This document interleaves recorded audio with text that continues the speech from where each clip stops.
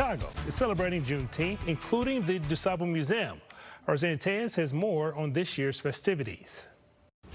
Things got underway very early at the DuSable Museum. By 8 a.m., they had conferences going. They have vendors now set up outside, inflatables, and traveling exhibits. Let me take you back to the late 1950s now and introduce you to Tammy Gibson. I love your outfit. Thank you so much. Right on point. So you're with this traveling exhibit that tells about an unsung hero of the Montgomery bus boycott. Yes, her name is Georgia Gilmore, and she financially fed the Montgomery bus boycott with her food. And because these people were having to drive their own cars, they weren't taking the bus, and they were running out of money, she really stepped up. Yes, she did. She made pork chops, chicken, pies, cakes, and all that money that she raised, she went right back to the movement. Right, and I see you said Martin Luther King Jr. had a favorite. Oh, yes, fried chicken and biscuits. So whenever he came in town, because he couldn't visit everybody's house out of fear of being poisoned, he felt safe going to her home for some Southern good meal. Well, it's a wonderful exhibit. Where'd you get the bus? Well, this was in partnership with South Suburban Pace, so I'm thankful for the opportunity to have an actual bus, not the bus to Rosa Parks Road, but just go back in time and see how the bus was during that time. Yes, it certainly does take you back. Well, thank you very much for talking to us. I want to bring Wendy Williams into the conversation. She's a trustee here at the museum.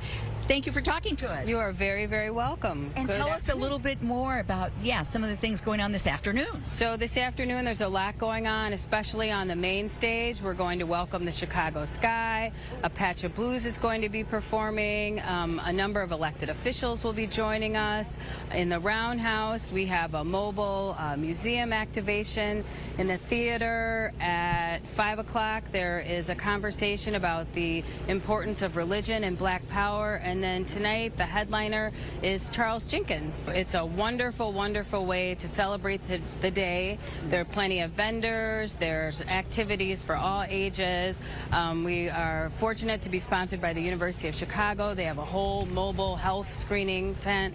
So it's a great day, a great way to spend the day. And let me ask you, in those quiet moments, hopefully you'll get one or two of them sometime today, in between celebrating, what goes through your mind when you think about the importance of Juneteenth?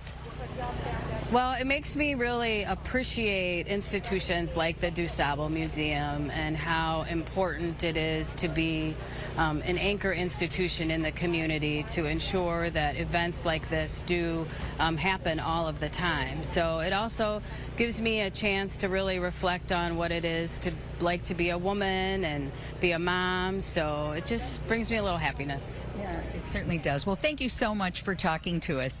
And once again, they also have a barbecue going on, right? And a drone show to wrap things up tonight here at the DuSable Museum. I'll toss it back to you now in the studio.